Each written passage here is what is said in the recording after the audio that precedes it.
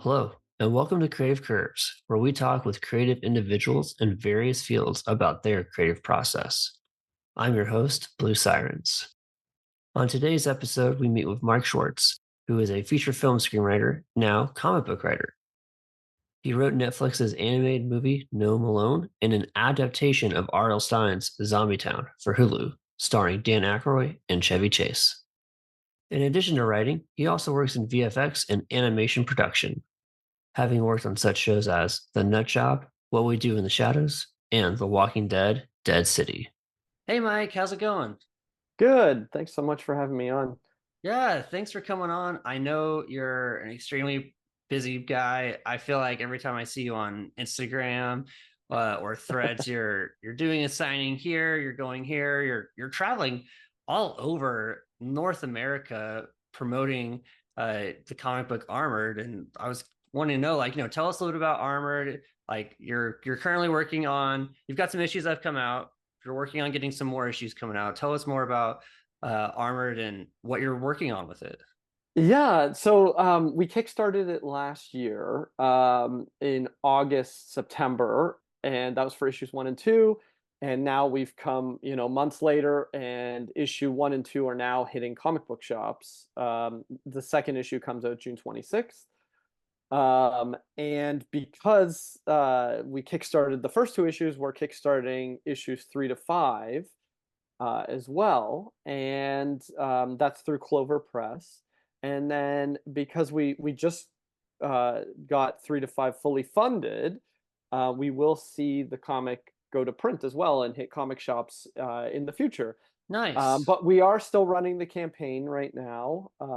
So, I ask everyone to go over there if they can, even pledge $1. Every little bit helps. Like $1, you have no idea how much it helps in just like raising the interest of it on the Kickstarter platform. But yeah, that's kind of where Armored's at. And just a quick, one-liner. It's about a boy who finds a haunted suit of armor, and the ghost that is haunting the armor has to train the boy how to use the armor. Interesting. Yeah. Dude, that's a pretty cool concept because I don't feel like a lot of people are currently into like the knights and armor ideas. Maybe a little bit with like the Game of Thrones sort of thing, but it's like its Yes. own separate world. So like bringing that into the modern world through the comic is not necessarily like what I feel like people are currently They're not expecting to thinking about pick it. up. Yes, exactly. That was my thought exactly. You don't see medieval armor on the streets anymore. Yeah, I don't see many people in New York or Las Vegas like just dragging a heavy sword, and it's like, oh yeah, everyday Joe Schmo is doing that. But since it's not an everyday thing, what inspired you to create the armored comic book? I never really know what inspires an idea or where it comes from. I've tried, a lot to think about when I first came up with the idea. Uh, I kind of got to think back to about 2018 when I had my first kid and I was watching this old cartoon series called Visionaries. And that's about these knights from like this weird future or past. I don't know what, but they got these interesting suits of armor, really not medieval in any way. A little bit of influence from that, a little bit of influence. I think I was, feeling nostalgic for going on trips to Europe. Spent a lot of Mhm. time as a kid in Germany, and so I think that was a bit of an influence. And just this, the wish fulfillment of having a mystical suit of armor that gives you powers. I always like stories like that where it's like, you're watching and it'd be like, how cool would it be to have, web shooters and swing from building to building? Yeah, and I think maybe kids these days they might think like, oh, it's so cool to maybe have like an Iron Man like costume and be kind of that. But I feel like from reading some of the issues, this is a step higher because you don't know what this suit really has in the comic or like what all the powers and abilities are.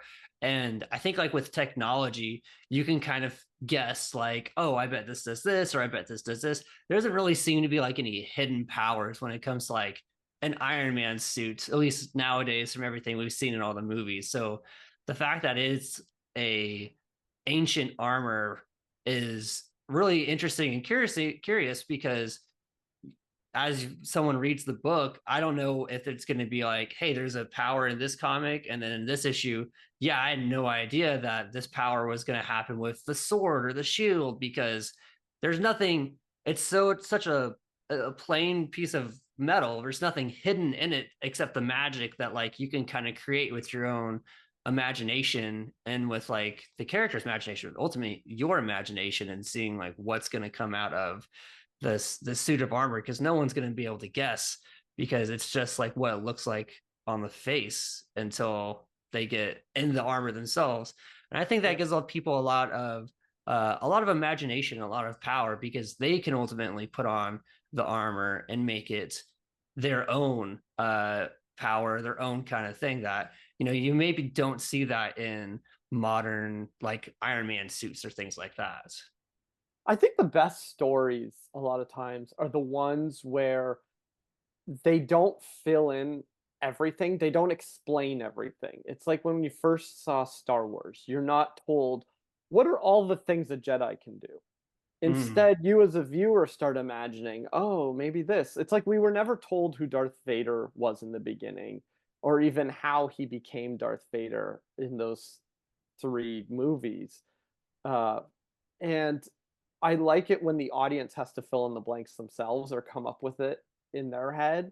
In a lot of ways, that's how I've set up Armored. I want people to go into it and be like, "Huh, I wonder what happened to Andy's parents," or and then they start doing their own fan fiction in their heads. Like I think a lot of people do that with Game of Thrones. A lot of the big franchises, even Harry Potter, you start like imagining different parts of that world yourself. So you become a creator in your mind of this property or this it's like you create fan fiction in your head is kind of the way I look at it. And I love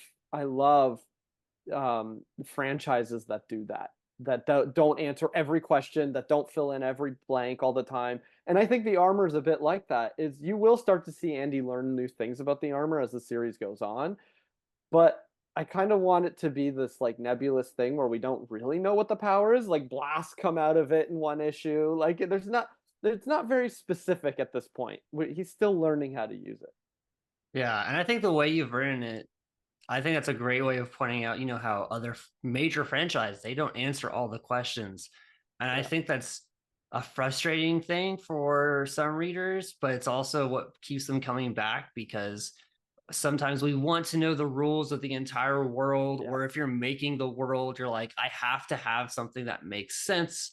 But I think it's a good reflection of life where you're like, you don't know everything about everything else in the world, and not all those rules will make sense at times. And so we just got to make it something that is within a scope that you can understand, and then we can yeah. pull things in from other things. So I think it's really well written in those regards, and definitely in the characters, setting up the characters and like the premise for it.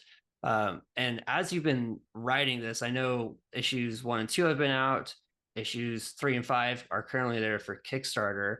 Uh, I'm not exactly sure how long you've got the books running out for. Hopefully, it's a long time, but I'm curious to know like what's kept you inspired during the process of writing Armored, because I know with Kickstarter, if something doesn't go well or you get really nervous, is everything going to get completed? It can be discouraging it's a discouraging path sometimes, trying to get a project funded. And thankfully, Armored's been doing great and it's been getting funded. But how have you been staying inspired and staying motivated, not only creatively, but like also like emotionally to make sure like, your investment is being well received and is going to be worth it for a lot of people to read. So, I've worked in the film industry for many years. So I've been a writer, um, I would say professionally since 2016, 2015, 2017. Like I wrote some small interstitial preschool stuff. It was for a show called The Beat Party pretty early on, maybe 2013, maybe 2012. But I feel like professionally, I've been a writer since 2017 when I did Gnome Alone. And I've written 13 movies, maybe more. I feel like it's hard to keep track of how many movies I've been hired to write. I don't own the IPs to them. I was paid to write them, so the producers own the scripts. And I've only had two movies made, and that was Gnome Alone and R.L. Stine's Zombie Town. And I have to say, it is really hard sometimes to keep going.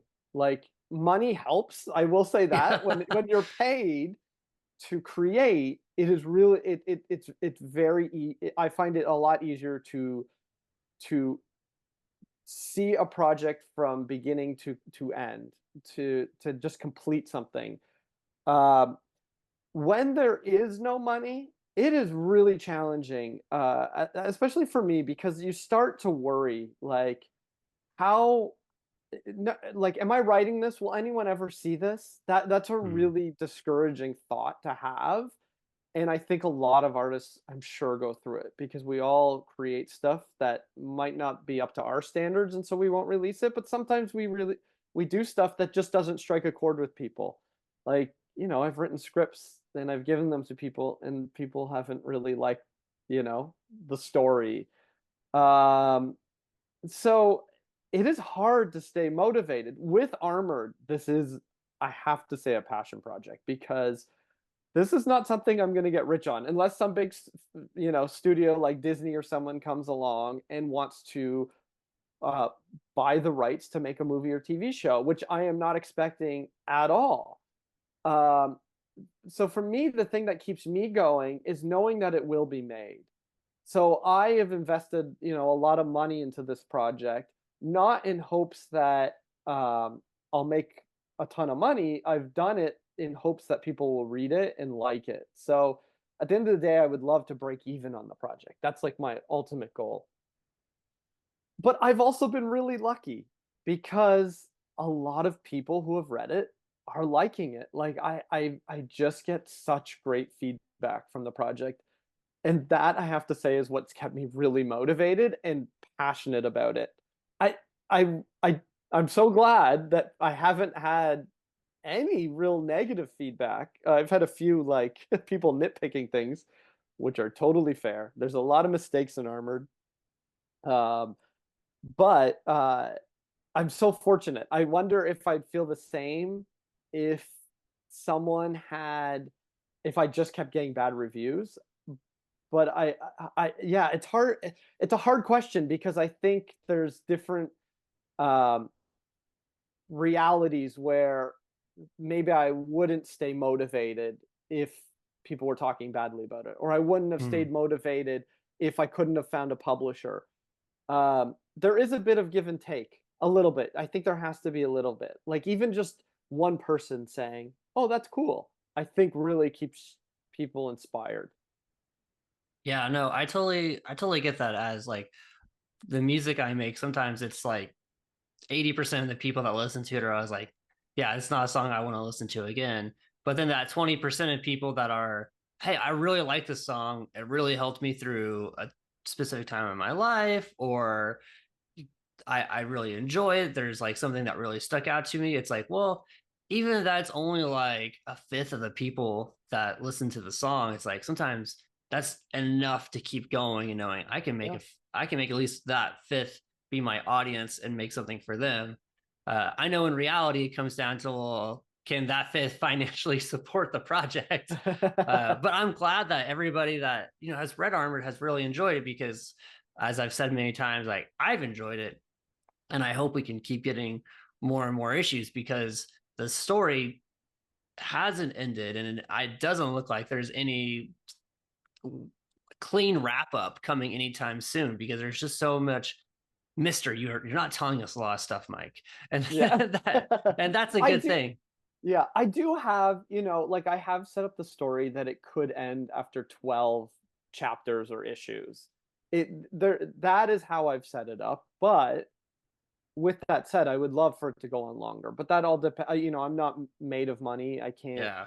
There's I you know Even kickstarting something, it's really challenging because there's so much out there, and I think it's getting tougher and tougher, and I think we're probably going through a bit of a recession right now, so a lot of people are being tighter with how much they wanna spend.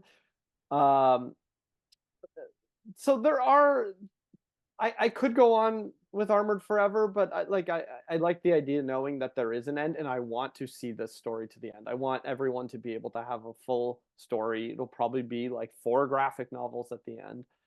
Um, but with that said, it is like there is the possibility that it could just all of a sudden not be that much of a hit. And I do think, if you can afford to have your project continue, you should see it through to the end. But if you don't, you have to know when the time is right to just stop and don't continue and try a different path. Like there's a plenty of screenplays I wrote where I wrote a draft and realized this is not very good. I'm glad I Mm. got it down on paper, but I'm not even going to show this to anyone. And you have to hopefully know, like hopefully you can recognize that so you don't spend too much time on it. Um, and stay motivated to go on to the next project. Like don't beat yourself up if it isn't what you thought it was going to be when you finish that project.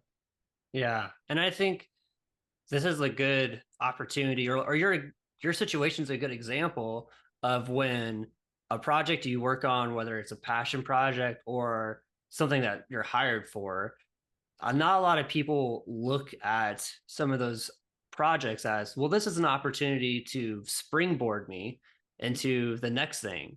You know, whatever happens with Armored, hopefully everything's great and, sells out and you end it even at 12 issues. It's like, well, now that's the guy that did Armored and you can springboard it into, well, what can I do next? If it's like something in comics or movies, like you have another set of skills and experiences from doing the comic book. And even if it was something that, flopped, a screenplay that didn't really do that well or didn't get made into a movie, hopefully there's someone in that circle that's able to provide you with some feedback and say, hey, X, Y, and Z was really great. Keep doing those. And you use that as a springboard into the next screenplay you write. Or maybe it's just someone that read the screenplay that's like, oh, that's not for me, but I liked it. Can you come write this one for me? And so Yeah. I You think, know, you bring up a great point actually, because this is something, sometimes I think to myself, "Oh, will I ever break even on this comic?" But then I also have to take into consideration how many opportunities have I been given since this comic? mm, Um, like I've been given the opportunities to edit other comics. I've been given the opportunities to do rewrites on scripts for comics. I've been given the opportunity to even write a mini comic. And I'm meeting some very big movie studio executives because of the comic. So all those things need to be taken into consideration. It's like you doing uh, a podcast and you talk to me, and I discover, oh, you do music too. Hey, can you write me this little piece of music for this project here? If you hadn't put that music out into that world at all, like those opportunities wouldn't exist. That's why you have to create that. You have to just get your stuff out there regardless.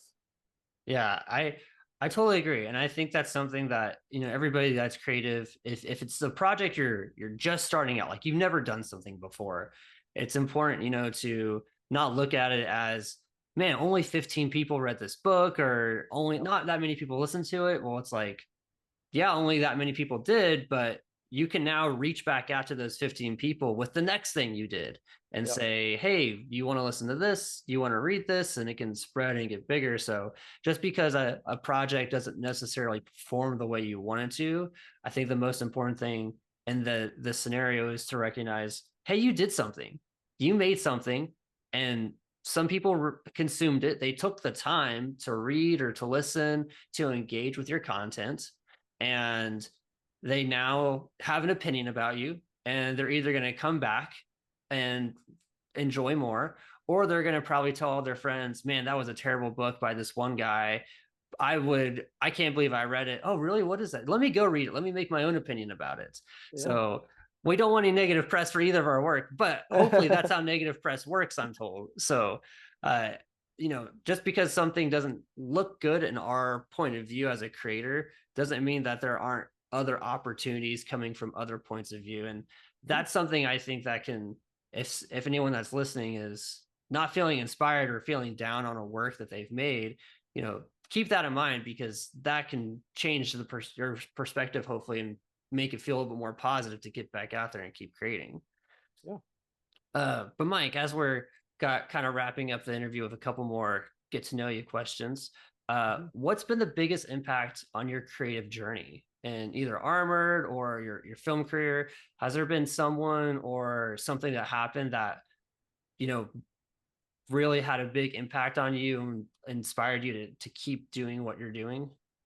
Oh man, there's honestly too many people and just things along the way in my career that we could spend another hour talking about each individual one.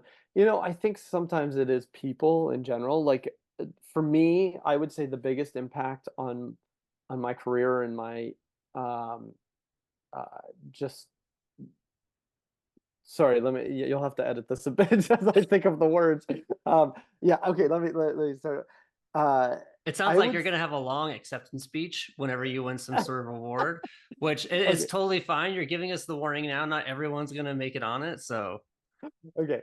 I would say the person that's had the biggest influence on me has been a director named Peter Lepeniotis. If he hadn't given me an opportunity to work with him on a script, I was a production manager on his film The Nut Job. And after he had finished The Nut Job, he had left the animation studio we were at. And I was going on to parental leave to take care of my daughter. And if he hadn't given me the opportunity to write a movie with him after The Nut Job, he probably wouldn't have known, how good of a writer I was to for him to ask me to write Gnome Alone. And I think Gnome Alone has had a really big impact on my career and Peter in general. I have him to thank for probably my entire writing career. I wrote stuff before that, but it didn't have the impact that Gnome Alone has had. mm, So I think people don't try to be, you know, friends with as many people as you can. Obviously, you may butt heads with people, but never like I, I I think people are important. Like, try to be supportive of them. Hopefully, it'll come around and you'll get the support at some point. But just being friendly to everyone, I think, is a valuable lesson. totally. I can't remember if it was like Gary V or someone else that's like a positive influencer. They said something similar, and he brought out all these success stories of like, yeah, I was just nice to this one random person, and they gave me some opportunity that I Yeah. never would have saw coming. Because again, like we only see what's in our small scope, and there's other people that see us as such a small player. But when we get an opportunity to be a part of our larger scope, it's like, oh, we're playing in a lot bigger world than what we have. Oh yeah. Well, Mike, I know like as we are in different mediums of like you're a writer and you do things in film, there's got to be things that probably inspire you that's outside of that realm and inside of that realm. So I'm curious to know, is there any song that's currently inspired you, or like you're like, oh, I put this on in the morning and I'm like, I'm gonna have a good day? You know, I like to listen. I tend to go back to songs that, I listened to like 5 to 10 years ago a lot. And currently, I would say the band that I'm listening to the most that I just find inspiring to listen to is a Canadian band called Metric. I love Metric. Yeah. Yeah. So Metric is very inspiring. Their latest album has a couple songs I have on repeat. My daughter really likes it, so we're always listening to that. And then there's just some go-tos that are just like if I'm just feeling like I need my comfort music, it would Hmm. be a band called The Faint or Placebo or an older Canadian band called Skinny Puppy. Uh, Okay. those three bands are like they're my comfort food for Nice. music. Yeah. I don't think I've heard some of those, so I'm gonna definitely look them up after this and There you go. take a listen. I have a playlist that I put on every now and then that's like a motivational pump up playlist. And this will sound like, oh, he's not that big of a Metric fan, but Black Sheep by Metric Okay. is on there. Yeah. And I think most people just know a Metric because that's in the Scott Pilgrim movie. But Yes. Yeah. there are It other was. Metric songs like Dark Saturday that I am like, I do really like. So, but yeah, I got to go check those out and see if I can put them on my playlist. Uh, Cool. Outside of music though, has there been a book or a movie or a TV show that you've read that you might want to recommend to someone that for their inspiration or for their motivation? Oh my goodness. I tend to watch a lot of very dark things. I find I'm attracted to like, horror and Yeah. stuff, and I find that inspiring. It may not inspire other people. So I'm hesitant to like Hey, to you recommend. never know. The last person I asked this question to, they're like, "Oh yeah, I love true crime. Like this one person got killed like in the third episode or something." And so like, that's a weird thing about inspiration is like everything influences us to some sort of extent, and we don't really know how some things are going to impact us. And some people can be like, yeah, when I go to a coffee shop and I see people making coffee, like that's inspiring to me. So like we don't really know what's going to inspire or hit us just right. So if it's inspiring to you, it's definitely worth checking out for everyone else, I think. I would say a TV show called Dark, I find Dark. super inspiring. It is such a complicated web of storytelling. Um, but it is a German TV show. I cannot recommend it Yes. enough. That and another TV show called The Nick The by Nick. Steven Soderbergh. Soderbergh directed every episode of season one and season two, and that's the whole series. Incredibly inspiring, super stylistic. I, I cannot recommend it enough. I've as soon as you said that Dark was a German show, I was like, oh, I remember exactly when this came out. I just don't think I was at the point in my life where I'm like, I can do subtitles and stuff like that. But now I am. I'm a Yeah, much you can do older and I've watched a lot it. more anime, so I know like it's just part of the process. So now I can probably go back and watch Dark and enjoy it. And I only would have done that based on your recommendation because I haven't thought about that show in years. There you go. Go do it. Well, Mike, thank you so much for coming on. Thank you for sharing your work on Armored with us. Where can people check you out, find Armored? Where can they really support you? You can find me on Instagram at Mike Schwartz Writes or on X, Twitter at the Mike Schwartz. Those are probably the best places to reach me. Yeah, send me a DM. Awesome. I'll even send you the first issue of Armored PDF if you really want to check it out. Nice. Yeah. And we can pick up Armored like in a local comic shop, or we can only get it through Kickstarter. No, you can order it through your comic shop. As long it's sold out at Diamond Distributors, but if your comic shop orders through Lunar, you can still get I think they have a few copies left. Not much. Yeah. It might be sold out soon. So yeah, definitely check out the Kickstarter. Yeah. And even if Diamond doesn't have it, go bother those shops so they order more for when the next issues come through. Exactly. Awesome. Well, Mike, so thank you so much for coming on. It's been great chatting with you. And I hope everyone feels inspired from your creative journey and what you've been able to share with us. Thank you so much. Thank you for listening to Creative Curves Podcast. I hope you've been inspired by this episode to try something new in your own creative process. Follow me on Instagram and YouTube at Blue Sirens Music for weekly Creative Curves episodes. You can also find us on Apple Podcasts and Spotify. Thanks for listening.